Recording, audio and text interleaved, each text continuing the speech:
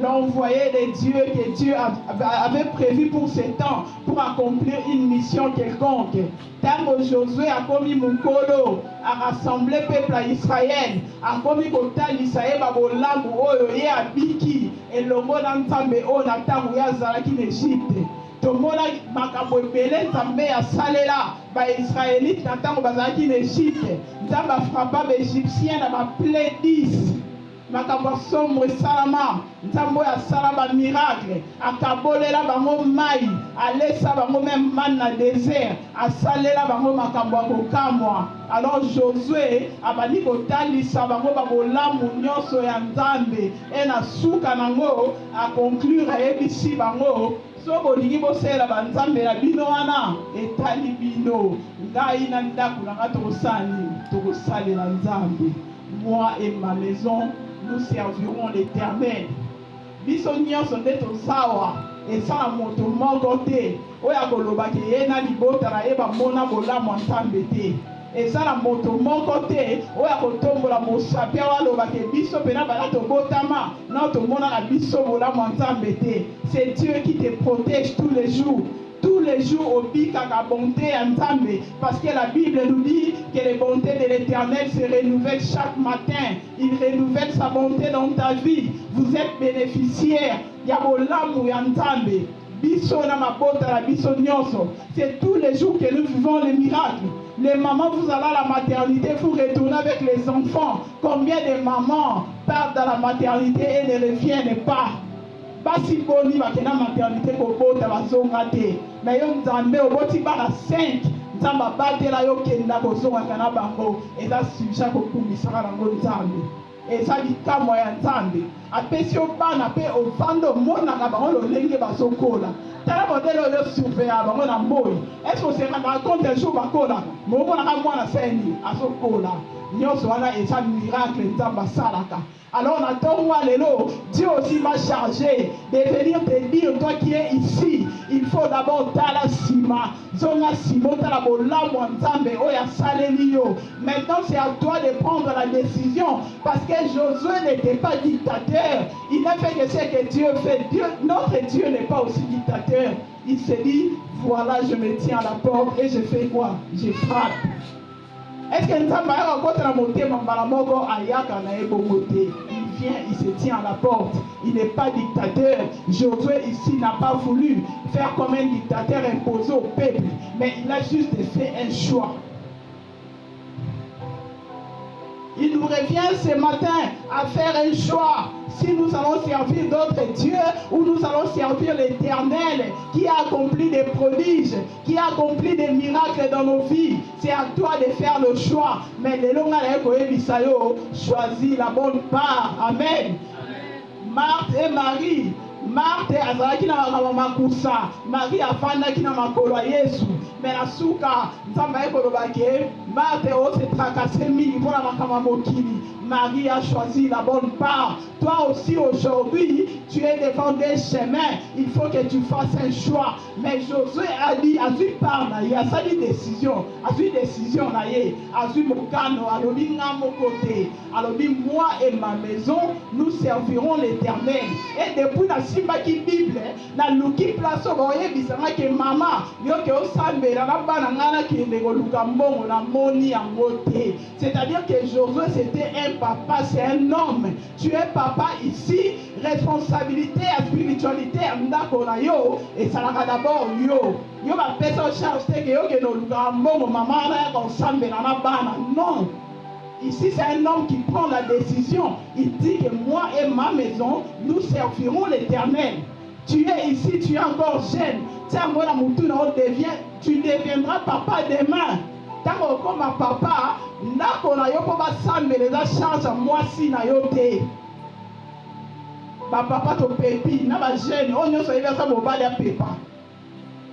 Ko sambela ezalaka charge ya mama te modèle otika kango parce que dans la Bible na balusi na binzambe la kisanga place ba papa ba lobake bino ba mama boke no sambela na bana biso to lukela bino mbongo ayebi simo tambola ba beti so que ça nini ezate tala Josué tala lobi que moi et ma maison nous servirons l'Éternel. Est-ce que ça qui maman Et ça qui maman te m'taloba qui c'est papa. Amen. Donc comprends, quand Nengo sera numéro 1, spirituellement, Yopera aussi numéro 1. Tu peux influencer ta famille à servir Dieu. La charge ne revient pas à ta femme. La charge te revient d'abord. Parce que banana mwasi na yo veut servir le bon exemple pour na bango. Bon bango bando sambe la bando landa nzambe. L'influence est Seigneur le utara yo lo balanga amen. Alors tobiki bola montambe mutu nyonso mpe azawa abiki deja bola montambe ya mingi babota yo oye obandi kokola nzambe wana azosala bolamu azolesa yo azolatisa yo azotangisa yo. Moi aussi ce matin je viens comme Josué pour te rappeler tout cela. Obela mbala mingi famille na yo kutu babi yango mpe malade yango bakende l'hôpital ezomonana te oyo tomoni okufa kaka me nzambe wana habité à Koufate, à Zana Nisolo Nanga, à Zana Makambo, Segeli Nakokisa Naye, Nakotika, à Koufate, à Zamouana Nanga, amen. Gayo Norte, Bino, n'a pas témoignage vivant, il y a Makambo Wana, n'a Zemia Samuel, même à 3 semaines en grossesse, Zemia Gomo Lukelima, dans l'hôpital. Naza longé boy na mon évangéliste moi côté na chambre ayota moi si na epanta mandolo bale maman sur ngai après bisinga maman to bonso la na ese ko problème te ya bisinga ndo zawana ko bota na wana bana mais ko bota na tumoyo ezala soit yo ou bien moi sur le même katanga lobby mais c'est papa nana makamza me fois sana nanga la moi to sani amen. On peut prophétiser au mal.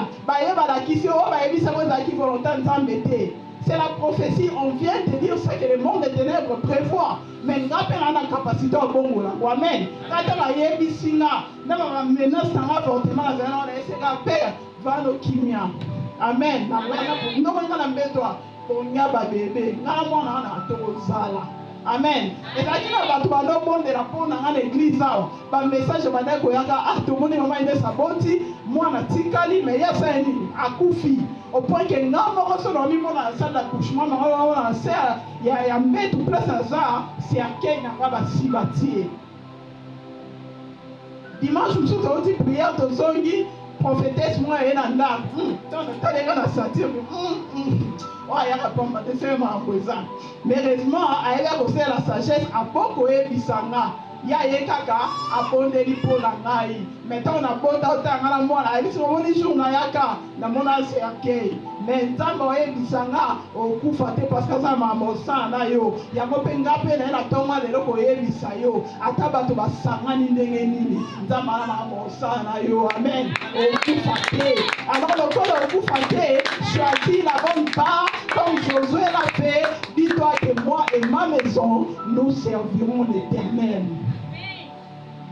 Musala nzambe bateraka na bibenga la seconde chance lelo comment bibenga seconde chance parce que bato basi babomaki nga balinga ete na zala mais parce que nzambe azalaki na makambo osala nanga abi wana ata bote sensi ya kei lobo lakisa ya pembe lobi bolakisa ya mabaya ya chocolat lobi bota ya noir bozwa ye te parce que j'ai une chose à accomplir avec cette femme. Par là, tu comprends que les services de Dieu même te protègent. Parce que sans intérêt à ma alors aujourd'hui, tu dois choisir la bonne part. Denge Marie a salaki azaki na makolo Yesu. Josué a fait une dictature te par le peuple d'Israël que le col l'entend. Donc, et ça, ultimatum te. Ami Jolika Barna, Yeya Talisi va nani bio Olivier Salela. Naina ndaku na ngato Salela Nzambi. Alors lelo ndeko nyonso po azawa na kata motema na yo wana yo zoyoka zwaka déjà décision ke ngana ndako na ngato kosala nini tokosalela Nzambe na libota na nga mobimba. Amen. Alors na tongo lelo nous allons parler sur un sous-thème ma famille, les pépinières de Dieu. Ba maman va kena ko somba bilongo na bilanga soto ebi pépinière to définir en nom les mots famille c'est l'ensemble des personnes vivant sous les mêmes toits eza lisanga ya bato oyo bavandaka na ndako moko yango nde babengi famille. Alors pépinière, c'est un terrain où l'on fait pousser les jeunes arbres destinés à être replantés. Au sens figuré, c'est ce qui fournit un grand nombre de personnes qualifiées. Tu peux définir des mots, famille et ça lisanga ya batu, o bafandi na ndako moko, mais to moni pe awa pépinière, ezali eloko eza destiné et fournir nini bato basa qualifié. Amen. Quand Dieu a envoyé son fils, parce que l'homme avait péché, et il a envoyé son fils Jésus, il l'a envoyé au travers d'une famille. C'était une leçon pour nous dire que Nzambe azalaka œil regardant likolo ya ba famille. Parce que tous ceux qui servent Dieu aujourd'hui, s'il fallait envoyer Jésus-Christ pour venir chercher cet homme qui était perdu dans le péché, mais voilà que Jésus-Christ est né au travers une femme. C'est pour dire que Dieu prend l'homme et la femme comme des partenaires de la multiplication. Parce que dans Genèse, il dit, la Bible nous dit, Dieu a créé l'homme et la femme, il les a bénis et a dit, multipliez-vous et soyez féconds. Tous les enfants que nous recevons dans la famille, Bazala est déjà prédestiné depuis l'éternité. Ne joue pas avec les enfants que Dieu t'a donnés. Toi qui négliges les enfants que Dieu t'a donnés, éviter. Le bon papa avait pasteur. Si vous imaginez, si ma papa avait, ou t'as moi la mouké, nana ebe comme ça pasteur. Moutouté. Amen. Je ne sais pas. Tant que nous avons sur la maman, mais maquillé. Dans moi, c'est tout garanti là. Mais l'histoire à la place est dans la famille. Amen.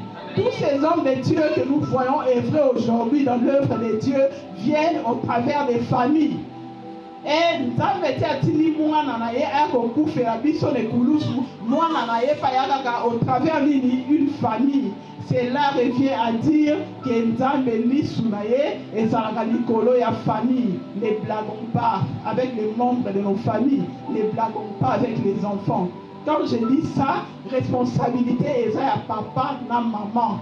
Parce que pour s'accoupler, binomi balé, c'est à faire à maman té. Et ça binomi balé, les beaux sangani, maman me dit sémence na libumunaye, ti lobi moi na salini abimi. Si vous avez binomi balé, vous êtes partenaire ya Nzambe pour la multiplication.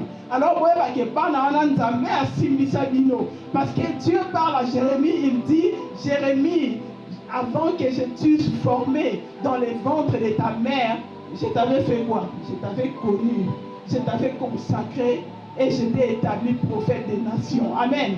C'est-à-dire que bana oyo zalakana bango, bazalaka fruit à hasard te. Tant aux huissiers mythiques, à la lamentation, au pire car c'est même côté nini. Dans son pierre à la koboko la moana te. Yona papa pour miko soana. Est-ce que éviter que la libumu moana yokaka? Kotika moana wana vanda. Dieu vous a béni pour éviter pourquoi est-ce que moi n'a yé. Et ça la bana mususu. Aujourd'hui on n'a pas parlé de ses parents, mais l'homme va embêter elle soit parent à cause à moi n'a. Tika ogogo la moi n'a mingi. Asa motuya na mission Nzambe. Asa na mission moko quelconque on Nzamba tindele la mokili. Alors tu maltraitaka ye, yeba ke lobi tango sutuka komi oya osala e ba do peso pasi. Alors pour regretter en noté, ezalité yo Nzamba so benda ngana matoi, ko saka na katera bana Nzamba pesa yo, ko saka na katera ba neko na yo bazala pembeni parce que ba camarade to ponaka mibali, to ponaka ba kelasi ya kotanga, mais famille pas to bota ba to ponaka te. C'est Dieu qui te l'a imposé. Dieu t'a imposé cette famille. Tu es là comme intercesseur. Ne sois pas fier que quand il y a la famille, on a la fierté. Non, il faut prier même pour tes frères. Il faut tu trouves que ça commence à faire mal à la tête. Vous avez parlé, vous ne trouvez pas de solution. Seigneur, ça fait mal à la tête. Et souvent, il aurait tout ça, il aurait la lobby. Bon, mon élève, Koulou n'a forme été. Bon, mon écart, bon, mais mis sous les awana. Et ça, le diable n'est pas l'ingassa la bongo. Il veut juste détourner mon tout. La mission, là, on s'en fait ça qui est. A comme il va embrouiller, comme passer ma camarade à l'oyenge, à coutanise na bassi au babé, juste qu'à quoi ça nini, à détourner n'anzela wana. Mais nzambe na bolingo na ye, souka la moi ça nini, ayaka kaka. Quand vous avez un frère ou une sœur comme ça dans la famille, nzambe bende bato ya lobi, ko sakana katena bande ko na pesa yo, tu dois intercéder pour eux. Ça ne sert à rien que l'enfant dise ça. Non, tant que nous avons un foulard, non, bébé, vous voyez, moi, je dis que non, quoi, ya kaka, tu l'aimes bien avant de s'abisso. Tant que mon foulard, bébé, à la cahier. Tant que sous la réunion, tiens sous dose. Pour comprendre, nous sommes à lobby. Allez, moi, on n'a pas gagné sur la sociale pour nous, nous sommes bons. Amen. Donc, ma femme, moi, parce que notre côté pour taper sa mission de Corona, c'est Dieu qui nous a donné ses frères, c'est Dieu qui nous a donné ses sœurs. Donc quand ça ne va pas, donc il ne pas de notre côté, on va aller chez Dieu. C'est ça, mais vous topez sa mission, pas assis. Moi, on a plein de choses à vraiment de foutre dans la souciance. Amen, amen. Alors, Banao, Tozo Yamba, dans la famille, pour la Jérémie, sachant que les enfants ont déjà été prédestinés depuis l'éternité. Donc, les enfants, les serviteurs de Dieu que vous voyez aujourd'hui, ce sont des programmes téléchargés par Dieu depuis. Et ça, l'histoire est bandie de l'autre. Nous avons après, après Sibinoye. Tant après Sibinoye, Bobomba est malade. Parce que le lobby, oh, il y a au coma et pas pour la pébino. Alors, ces gens que nous recevons, il faut avoir une certaine manière. Parce que les autres moments, maman, azaki yemoko, papa pe azaki na yemoko kuna, tamba sangani lobi mama akomi na zemi. Alors, pour la koyamba mwana wana. Nous sommes dans le livre de Luc 1, 26 à 32. Our Bible et sur le Bisso sur annonce. Dieu est venu annoncer à Marie que Rosoisemi au Moana. Moana wana bopese comme Jésus. Amen. Il a parlé. Et puis ce que qui sous na Matthieu. On sait que le baptême à Joseph que moi sous na zemi. Pourquoi est-ce que le bas yango po avec ba yeba na nzoto tenzambe fala ya bongo et c'est qu'elle a été le quoi biso bato. Aye au travers une femme vierge mais pour accomplir sa mission. Le quoi ça me fallait qu'il y ait différence ça là. Dans le règne biso to bota maka. Mais l'ange est venu parler à Marie, mais l'ange aussi a parlé à Joseph. Donc yo maman tiozo mais maman na ti o ya mo pa ya na kata famille wana sachez bien aujourd'hui que Dieu parle. Mais comme Dieu parle, est-ce que Boyoka qui a pas moi là? La Bible nous dit que mes brebis entendent ma voix. Il faut avoir une intimité avec Dieu pour écouter Dieu. Oyoka ntambe tendo ya ko touté kana loyenge wa vie à prier personnalité. Amen. Yo ya alors l'église yo na tole ko lekana. Boyeba ba soloté. Donc moi je peux battre les nids à l'eau, bah non il va les nids de pour la l'eau, bah sur la message n'a été. Parce que ça va l'eau, bah l'eau la paix sont des montés. Alors pour y bah et c'est que ça la intime na yé. Amen. À Marie Dieu a parlé, même la maman Samson Dieu a parlé. Pourquoi? Pas maman qui a une mission pour accomplir. Même si fait nos awana, peut-être maman est baraté. Yo mo si comment découvrir ma kambusuka tango koli. Ah, ndena ça boy. Na kutena na prophète a dit c'est nga boy. Mais comment c'est fait na mon na meno na eboté. Oser dengue na no balité, koli sentimité na nzambe. Amen. Développer écoute, on a émis sans Zambé, on le dit que mes brebis entendent ma voix. Je vais commencer, na yo cacao. Parce que nous avons ça là, nous avons sans que paix à l'oba. Tout le monde dit avant que famille à Samson et à Samson, nous avons comment faire sa même instruction à maman à Samson, qui est aussi mal colté, aussi mal cité, on y a un aliment où il a souillé. Pourquoi? Parce que cet enfant qui était dans son ventre, azalaki mutoyo, asaza akabamaki déjà pour que c'est l'ensemble, a délivré le peuple d'Israël dans le peuple philistin. Amen. Donc, moi, nyonso, otoyambaka na kati ya famille, so réellement toyokaka Nzambe, to comprendre que Nzambe wana alobaka na ye, mais peut-être bisonné tosalaka nini toyokaka ye te. Tout ça parce que toyaka totutanaka nde kaka na lipeka awa tosala intimité na ye te. Et pas Marie ayaki koyebisa ye na Joseph mpona mwana akobotama. Et pas maman Samson atindaki mpe baange na ye bayaki badélivre message bapesa même instruction par rapport à mwana akobotama. Bomoni que son maman wana tosaki d'abord te oyo ezalaki mobeko ya Nzambe par rapport à mwana oyo akoyamba na libota na ye elingi ezala compliqué mpo na ye. Donc makambo ya Samson il fallait d'abord obéissance ya balwa wana ebana d'abord na mama aboti ye. Oza maman moko tellement distraite, oza papa moko tellement distrait kaka bakop naluka mbongo nalesa mwasi oyeba te makambo ya spiritualité ya bana na yo te. Oza na bana so na temisi mama moko abanda oyebisanga yo oyebisanga Nzambe asolola na yo nini mpona bana na yo to papa. Est-ce que oza na réponse opesanga? Oh so Nzambe alobaki na Marie alobi na mama Samson eboyi oyebiso te mpona oza na problème na ye wa mwana na ye alingaka yo alobela ko makambo na nini, mais problème na yo eza litoi na yo ya molimo eza kilo po ekoma souple ekoma affine eyokaka Nzambe esengeli yo ozalaka mingi na contact na ye. Kozala na contact na Nzambe ezalaka ere oyo toyaka te mingi. Bato mingi bayaka kotuta ndenge na lipeka dans les secrets. Amen. Zoa batano personnel à prière. Oyoka Nzambe mingi. Yebisena ngina koma oyoka o. Si tu as parlé à Marie, si tu as parlé à la maman de Samson, et bon ngai zemi on a zui. Yebisana moto na mimi azangani. Eza bato mosusu bazo néglige bana lelo mwana na kobeta ye ozo kogola yo yebi te ke age azosuba eza age okanga ye na ndoki obakangi so ligongo to na loketo nani ayebisaki yo eza kaka age akotika. Soko omoni pokwa ekoma okoko omoni 18h yebisa ekomelaka supa mingi te na place obetaka ye. Lobi ta mosusu président de la république ye wana, lobi ta mosusu apôtre oyo bakolobela kombo na ye na RDC ye wana, mais yo kufisa ye na bigogo kofinga kobeta et puis encore ofinga ke na kombo ya papa na ye na kati. Comment vous faites?